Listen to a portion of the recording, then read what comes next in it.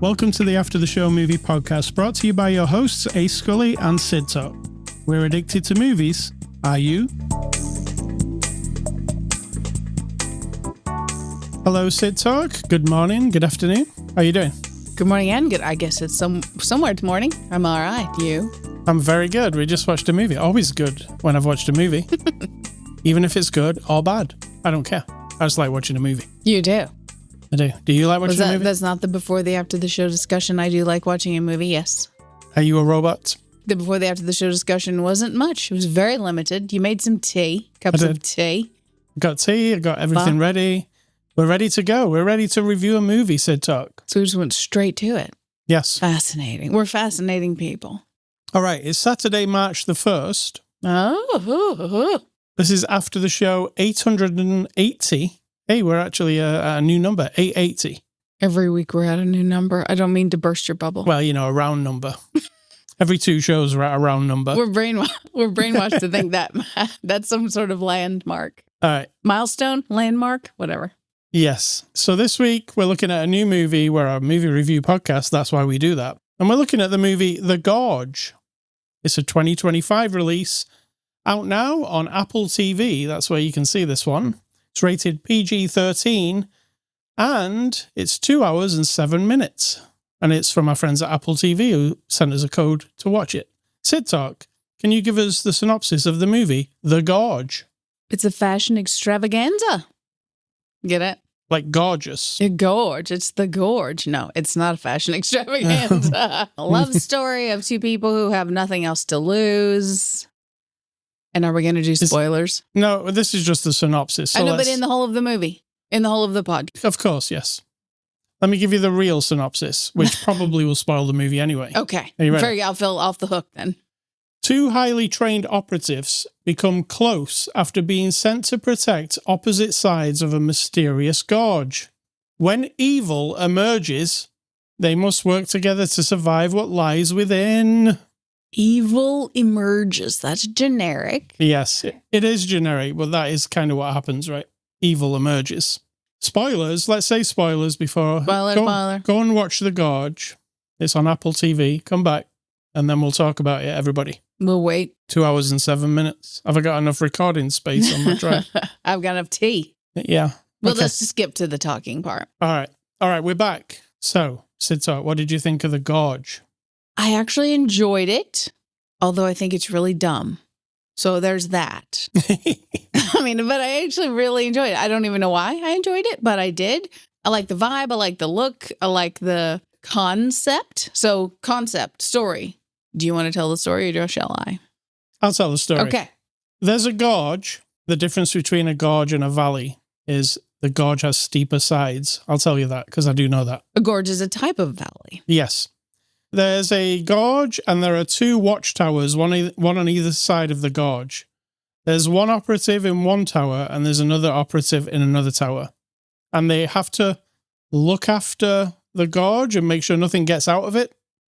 And it's like an assignment where they go there for a whole year and they basically sit in a tower and just watch the gorge. That's what happens. I mean, it is, but you've also missed out the part where they have massive weapons. They have machine guns. They have, what are they called? Like mini guns. Mines and miniguns and sensors, and they're cut off from the world. No one can know they're there. We find out very quickly that the operative before them is murdered immediately when they leave. And so this is something... It's a thankless job. It is a thankless job. They're told not to communicate with each other.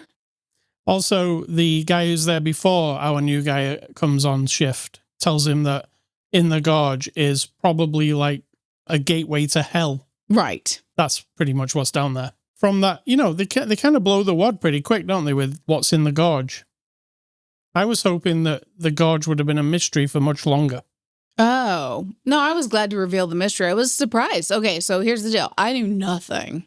Like I often do. I knew nothing on this one either. Nothing. Like you said, when it gets started, you've got these 2 operatives. We've seen enough operative movies, including Bond and Red Sparrow and Spearmint and all those kinds of things, right? Yeah, Bourne. Anything where someone's a secret or what's it called? Atomic Blonde, stuff like that. Yeah. So that's where you're going with it. It's sort of like watching Dusk Till Dawn. You've got one thing going on. Criminals hijack a family in an RV in Dusk Till Dawn. You're just like, oh, this is what it is. And then it isn't. Yeah, it's one of those. I won't say what that is because I love knowing that one. But this one, yeah, you're going along. You're like, okay, so it's secret. Something bad's down there. And I unfortunately did figure out very quickly, like within the first, when Sigourney Weaver / Ripley is interviewing him, asking him, do you have any family? Will anyone miss you? Blah, blah, blah. You know, he's having emotional problems. You kind of knew it was a suicide mission. It's a suicide mission. And also it's going to be something where some governmental organization or big, huge corporation is doing some evil shit, like war weapons and shit down in there, one way or the other. I mean, I didn't know at that point. I figured it was It's very boring what it is. Yeah. Like something that is going to be world ending and someone's going to have to control it, blah, blah, blah. So then we fast forward and what do we find out? It's a government But it's very boring. It's a corporation. Super soldier crap. Yeah, super soldier. Essentially, that's the idea. They in the 40s, they developed some sort of toxic weirdness that after an earth... Okay, let me just explain it. It's convoluted as F. It'll sound really crazy. Yes. So they've got this secret base where these scientists are making some weird shit, where they're trying to merge, I guess, humans with plants? DNA of humans with plants and bugs and worms and other natural things to enhance human abilities, right? We don't know any of that really. You have to just glean that from what you hear, very, very little. And then what happens is an earthquake happens out of their control. It busts open some of their tanks, which for the last 80 fucking years have been, or how long it's been since World War II, since the 40s, have been leaking this gas that's in the gorge, somehow contained in the gorge. Don't think about it too hard. You can hear my brain trying to expand and figure it out, or shrink. I don't know. So this gas is in the gorge. And no matter how many soldiers they've sent in over the years, or scientists or whatever, they never come out. And they get overcome with this gas substance that merges them with nature. And so you have soldiers now who are, like you said, Groot. I am Groot. They have turned into like a living tree that can run around with a sword, but they're alive from the 40s. And then we have to defeat them or kill them all. I don't know. It's like the containment part is my question mark. On. Yeah. But then when it ends, you're like, what was that all for? Unsatisfied. Yes. Yeah. The gorge is there. It's kind of like, what's it called? The Rift? Not the Rift. The Core? No. Well, no.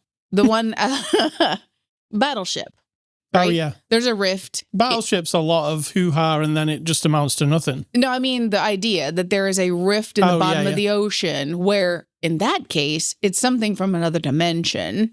And then you have to keep it contained in the army and everybody's always kept it contained. And now all of a sudden it's going to wreak havoc, right? No. I need the answer to the question, how does the gorge keep the contaminant in? There is nothing there. No.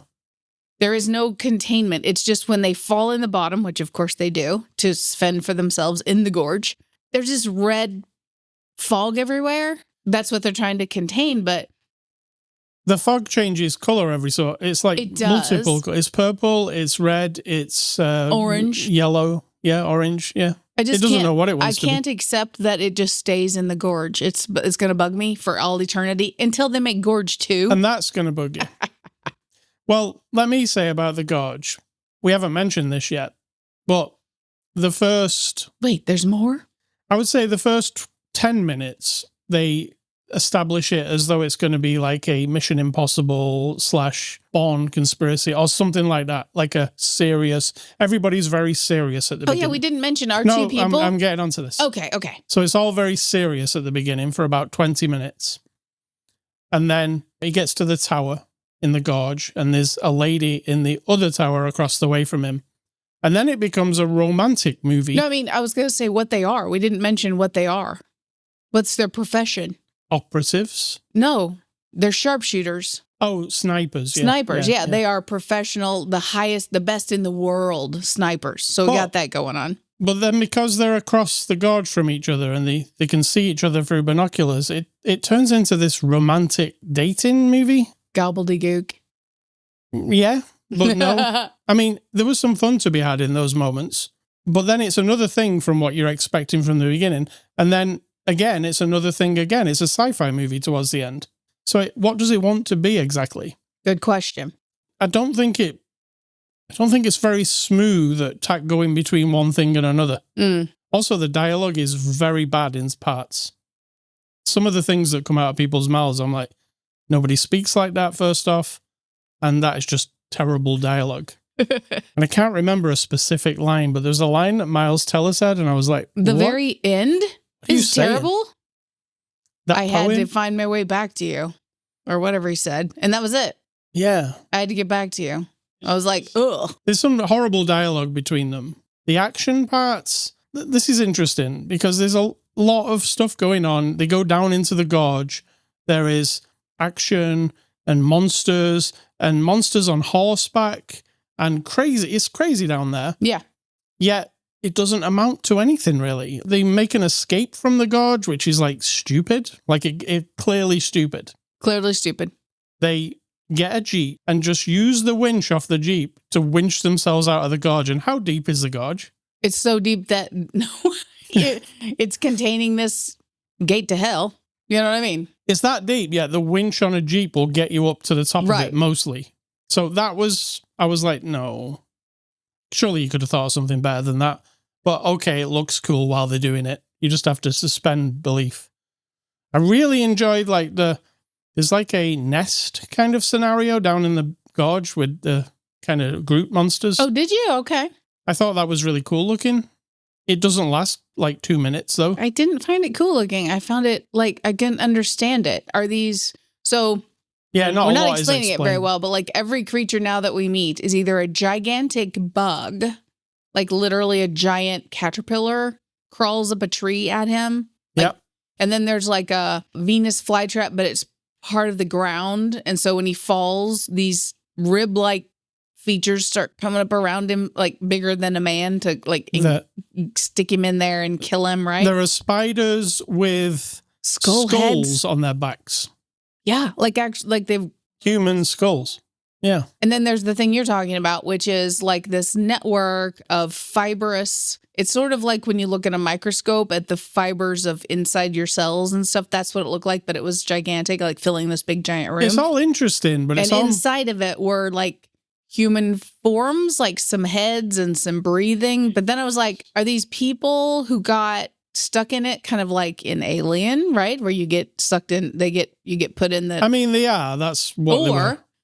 She said, the little lady in the video, because we got a little film out of it, of course, from the 1940s of some scientist telling us, was there some weirdness of nature and those deformities, like those tumors were like just human tumors, you know? I don't know. I didn't love it. I thought it was like, it looked kind of lame. And when it all caught on fire, I'm like, oh, whatever. I don't care. It's not explained enough and it's not really, why have they sent 2 people to look after a rip in the ground, like full of monsters? Just 2 people. You mean to protect it? Yeah. Well, there's not going to be a lot of people in the world you can trust with that information. Right. They sent whole platoons at some point and then they all got killed. Literally thousands of people have been in there because those are all the green tree people. Right. There's a lot of them. For me, it's too many genres blending too many things. Yeah. It's like throwing shit at the wall and seeing what sticks, but all within the space of 2 hours and 7 minutes. And none of it really does stick. The romance part, I don't really care. Do you? I don't. I don't even really feel like they're so bonded, even though it moves across the space of like a year. And they're... No, it's only 6 months. 6 months talking to each other, holding signs up. It's all that cuteness stuff. Then they do finally get together on, he gets across one side of the gorge and they have a dinner date night. And all that is like one thing. And then the next moment we're like, Jurassic Parking almost, like with a Jeep going up a cliff. Yeah. And the thing is, another question mark in my brain I can't cope with is, so these creatures, which are actually people, merged with nature, and then whatever else creatures are growing down there, by the thousands, legions of them, it looks like, right? There's very specific inopportune times when they start to, they can climb out of the gorge easily. Whenever they want. Yeah, they climb up the wall, they scale the wall in the like dozens of them at a time. So the only time they do that when they do that, then they get shot down with all the guns, and then they just don't do it anymore? Wouldn't you think that after all these years, these creatures who used to be people, and they can still be tactical, would just continuously keep climbing, overwhelm the two guys at the top. That's all you got to do. And they only climb up where the towers are. And the gorge is many miles long. Yeah, well, they did kind of try and say, oh, well, all the way across the gorge, there are little unmanned stations that have guns on them. Right, but they don't climb up over there. They only climb up where the towers are. So that's one of the things that my brain has. It's full of holes. Then there's like, if these are people, and yes, they have been merged with nature and they've been deformed by nature, like, cellularly, but they still can think because they're riding horses that are down there that have turned into trees, and they've got swords and they know how to steal a bag and set up a trap. Why don't they communicate with the people? Yeah. Why do they just immediately want to kill everyone? These are people, they're trapped in the gorge. I get it. That's shitty.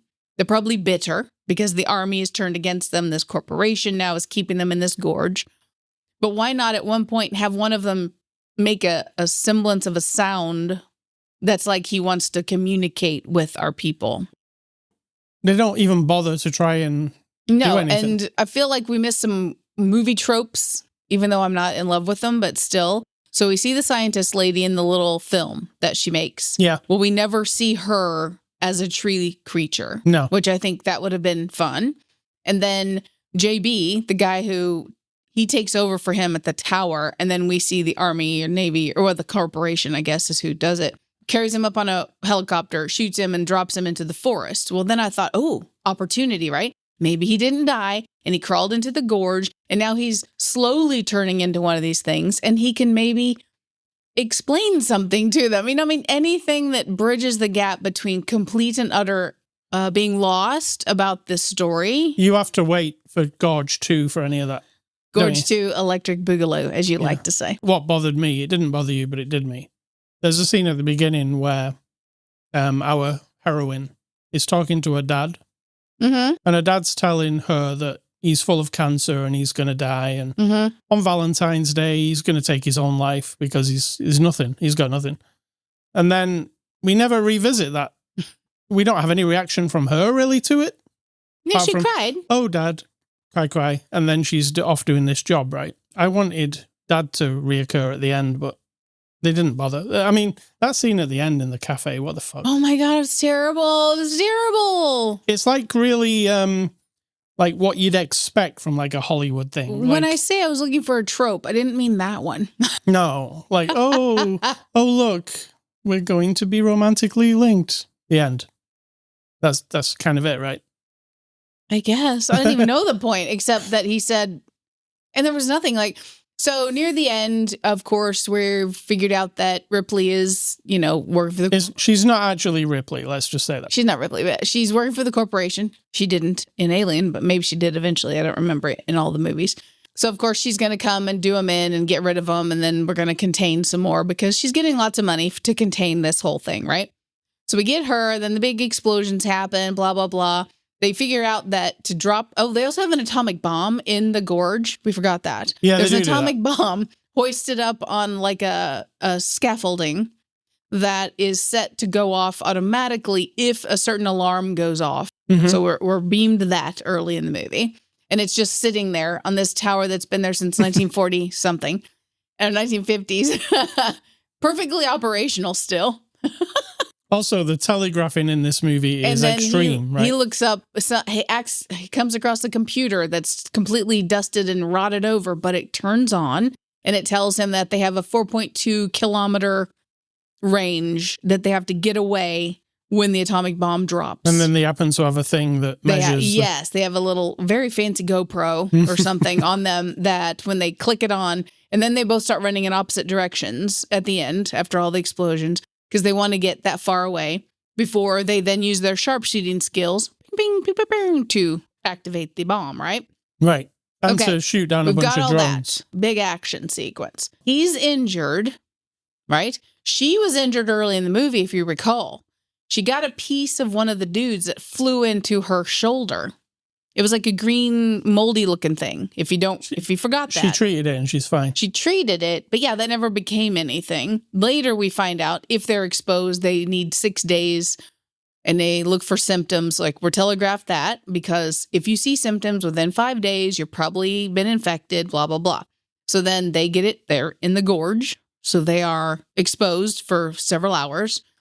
Then he's injured really bad. She's injured really bad. She gets stabbed in the side with a stick, which is, of course, of the goo down in the gorge. So now we fast forward. Everything's fine. She's working as a waitress in a bar, like no longer a murder operative. And he shows up and they kiss and say, ah. And I'm like, which one of you's infected? Right? Yeah. Which one of you is going to bring this into the world? Nothing. Well, there's nothing interesting. No. Just the fact that they love each other. Yes. Yeah. Is that interesting? I mean, essentially, it's like a romance movie with like a bunch of sci-fi and slop put into it. Slop. I don't think movies feel long, but I felt that this one felt a bit long. Oh, interesting. I didn't have a problem with it. Now, all these things I'm saying sound terrible, but I was actually entertained, so I can't really complain too much about that part. I also didn't like the tone shift shifts tone very big at one point. Let's say the moment he falls down the hole into the gorge, right? Mm-hmm. There's just been this load of romantic stuff, and then all of a sudden it's an action movie. And it didn't seem very smooth the way it did it. It was just like, oh, okay, now we're doing this. We did that for a while, now we're doing this. And now we're going to have like a mystery down here. Oh, this mystery isn't actually a mystery because we're not going to tell you that much. I mean, the mystery's kind of crap, right? Yeah, that in the 40s they made a chemical and now they're exporting their data to other places. Remember also, we have no throw forward because now we know that the corporation has drones going in and getting biological samples and removing them from the gorge and taking them to some other lab somewhere in the world. We have no information about where that's going or what's being done with it. It's going to the sequel. That's what it's going. Right. There's literally a drone that comes in, flies off, he kind of shrugs his shoulders. What the hell is that? Right. So in the beginning of Drone 2, of Gorge 2, what we need is a sky, and then we see a little dot emerging, slowly coming toward us, and we pan back a little bit, and we're in front of this big, isolated complex that looks like a really cold-hearted corporation. And this drone that we saw in this movie flies into a little hole in the side of the building, and ba-dum, now we're going to find out the rest of the story. Drops the DNA into the little slot. Yeah. And then, And the whole place is run by robots. And AI. Yes. The end. A 5-minute sequel. That's it. Yeah. All right, so let's get on to the cast here. Miles Teller plays Levi. What do you think of Miles? Oh, it's good. I have no complaints about the cast. I don't think the cast is bad. I think no. I think the movie's just not really up to snuff. Not keeping up with the quality of the people that they have. There are some bad lines, but it's not Miles Teller's fault. He didn't write the lines. But some of the lines, I'm like, oh, what's that? What are you saying? Please don't say that again. And then we've got Anya Taylor-Joy as Drassa. She plays Furiosa. You've seen her before. I have. And she's good too. She's really good. And you know what? I realized she's very good in an action sequence. You know the part where she was like tied up and the group was attacking her? Yeah. She's really good in that kind of action sequence. You didn't think she was good in Furiosa? I did. And that reminded me of it. Yeah. It was a very similar kind of sequence. But yeah, she's really good. They're really good. It's just the movie's not as good as They're them. so good with the question mark of like, I get it. The concept again is big corporation and government trying to develop super soldiers. So bad. I also thought the movie felt very green screeny, like a lot.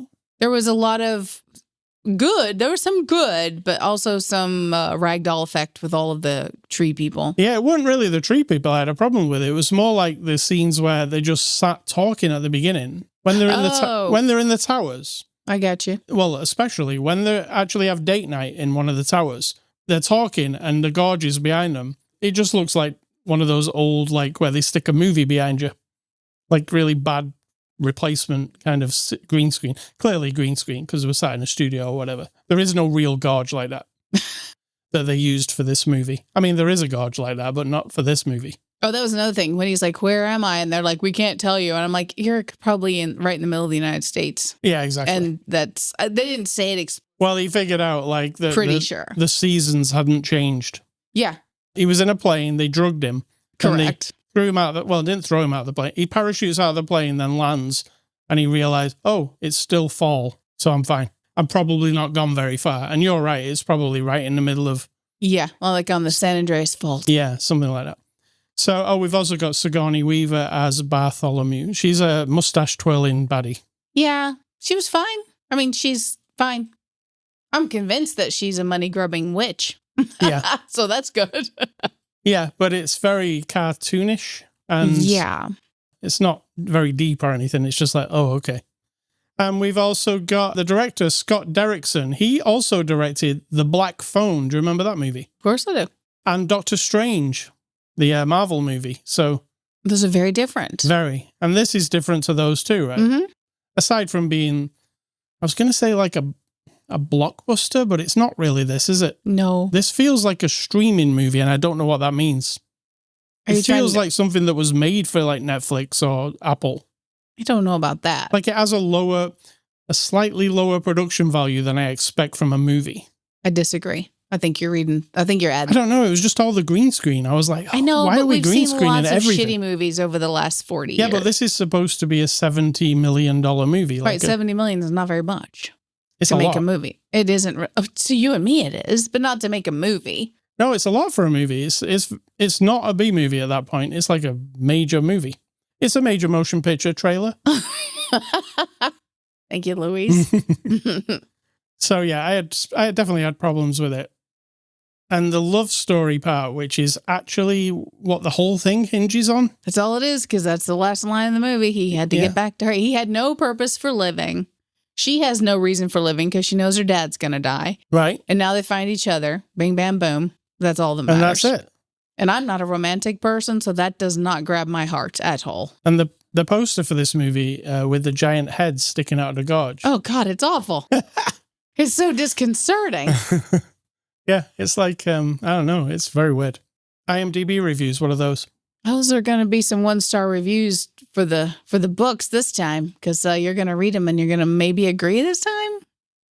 What, are they bad, you mean? With some of the 1-star reviews. Yeah, let's see. They're going to say what we've said. Let's see if it's got any 1-star reviews first.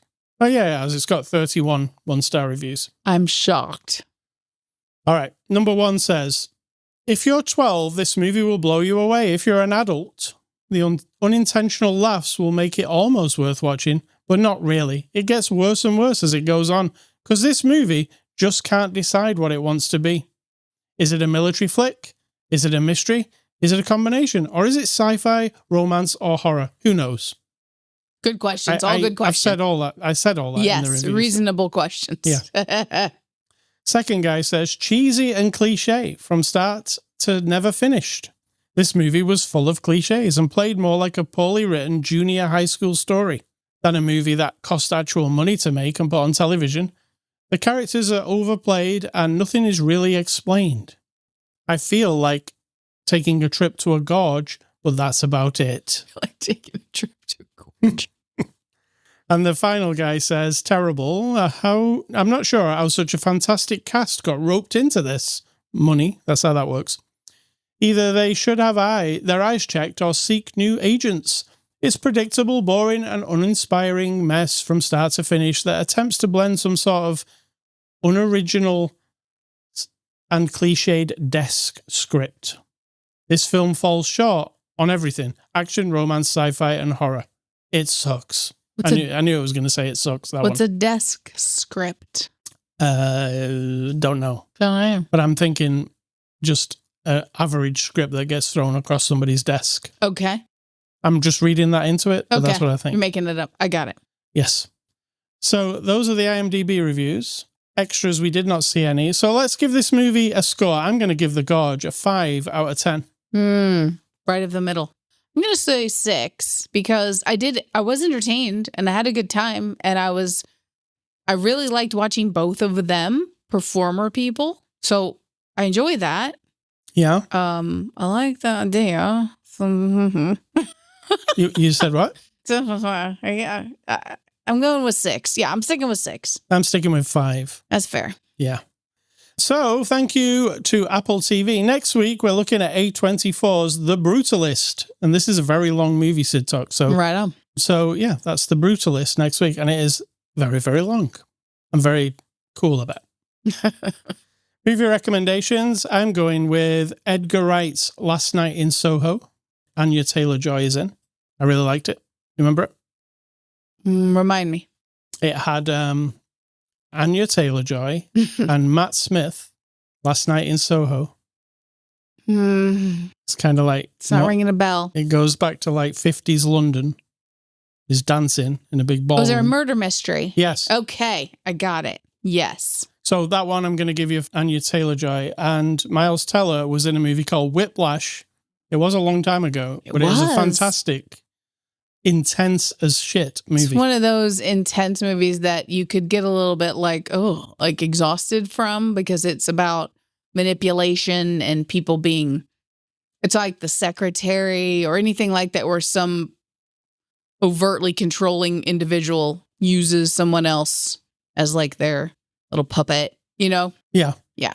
It's less sexual than... true, but I mean, the idea is the bossy person is manipulating the talented person in a weird, twisted way. To get the most out of them. Yeah. Yeah. It's really good. And it's J.K. Simmons is the guy who's like basically a drumming drill sergeant. That's what he's like a cross between a drill sergeant and your drumming teacher. Like kind of like that old-fashioned notion that you beat somebody down so much that you motivate them to really squeeze the highest level of performance, right? That's very old-fashioned, and while it might do some results, it can't be the only way. Whiplash, basically. Yeah. Yes. Now I see why they called it Whiplash. And my recommendations are... Was that it? Yes. Okay. And my recommendations are... I'm just going to horror movies from the entirety of cinema that I have seen. And I'm up to the 1950s. And we have Creature from the Black Lagoon from 1954. Mostly exploitive. Kind of boring, but I've seen it. There you go. Godzilla from 1954.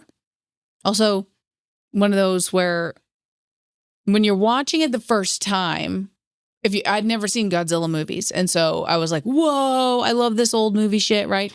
Then you watch it again, you're like, okay. You know, I'm not that person who could rewatch it a bunch of times. We have The Cult of Cobra, which is a woman who they find in the jungle, or she gets bit in the jungle and then she can turn into a snake. 1955. Godzilla Raids Again. 1955. Godzilla King of Monsters. 1956. The 50s were very full of Godzilla movies. That's funny that one's called Godzilla King of the Monsters, and so is that new one that we watched. Yeah. So they're just rehashing them. Yeah. Make up a new monster, everybody. Come on. Not the Gorge monsters. Make a new one. Groot monsters. In the Gorge, the monster men inside the Gorge, they were a cross between the Game of Thrones bad guy, the Iceman. Oh, you're right. And Groot. Why the fuck were they grown like wood things that made them look like Confederate soldiers? And there was a Confederate flag down there. Well, did you catch that? That was to do with they'd sent people down back in the day. Confederacy, the Civil War happened in the 1860s. We're saying that this all started in the 1940s. Right. Well, who knows? So the town might have been there, maybe. I don't even know. But then these wooden men have the wood of their body has grown into like, you know what I'm talking, like when you look at pictures of soldiers from like the Civil War, they have those long coats that kind of poke out at the bottom. You know what I mean? Like long jackets and swords in their belt. That's how these guys looked. What was going on with that? Who knows? It was weird. You'll have to see Gorge too. You know? Gorge 2 in the beginning. That's what I want. All right. Ace Scully stuff. I've been playing some Marvel Rivals this week. They have got a new season of Marvel Rivals. It's called Season 1.5 because it's like the middle of the season. But they've added 2 new characters that you can play in Marvel Rivals, The Thing and Johnny Blaze from Fantastic Four. So now all 4 of the Fantastic Four characters are playable. Right. The Invisible Woman, the Rubbery Arm Man, and what's his name? Rubber Arm Man. Mr. Fantastic. Right. Is that right? Yes. Yes, you're right. And The Thing and Johnny Blaze. So now you can play all of them. If you've not played Marvel Rivals, what it is it's an Overwatch clone, but made by the Marvel people. And what's cool about it is it's free to play. I haven't spent a penny on it. They have like a season pass if you want one, if you want to play it. But you can also earn coins while you're playing to buy all the new skins and things. It's the same as Fortnite's model. And it's just really fun. Every day I have a couple of games. I earn all the coins and I'm getting better at it. And it's on Steam. That's where I play it. Sito, what's for dinner? Undecided. We're thinking takeaway. It says B on our sheet. It says up to me. That's from last week. B. It's up to me. And you know me, I'll go for the least traveled option, which is to go to Jimmy John's. But I don't know. I haven't decided yet. It's going to be a sandwich of some kind. All right. And now, what is your advice? And let's get out of it. I'm just going to say it's not advice. So here's something that just really bugs me all the time. Sort of it pops up, not constantly, but let's say occasionally, and it really just makes me grit my teeth. But, you know, they say that if someone doesn't look you in the eyeball when you're talking to them, that they're either not listening to you or they can't be trusted or they've got some sort of emotional disconnect. It's all bullshit, right? True enough, if someone is lying to you and intentionally averting their eyeballs, that's one thing. But I hate, and I mean hate, looking into people's eyeballs when they're talking to me, or me tracking down, like me putting my face on some sort of weird tracking movement around to catch their gaze and to get them to stare into my fucking eyeballs. I find it really rude to expect that and demand that almost with people's body language. Like, why can't you just look at me while I talk to you? Well, I'm fucking busy and I have ears. Sound travels all around my head. It can come at me from every direction. And if you think that someone's rude because they don't want to stare at you while you're talking to them, then I think maybe you're the problem, right? If the person's trying to be productive and you're trying to track them down and lock them into this, like, please stare into my eyes while I tell you something very important. I mean, it depends on the circumstance. I understand. But in a general sense, fuck off. Like, I'm just tired of it. I'm tired of that being like an expectation or some sort of thing that has spread through the, psychoanalysis goo of the world, that if you're a person who doesn't like looking in someone's eyeballs, that you're the problem. I disagree, of course. So keep your goo out of my eye holes. Tasty. I know. All right. ascully.com. That's the place you can go to get this podcast. You can also go to Amazon Music, YouTube, iTunes, Spotify, anywhere that podcasts are available. You can also go to Instagram and Twitter to find our social media handles. I'm A Scully, she's Sid Talk.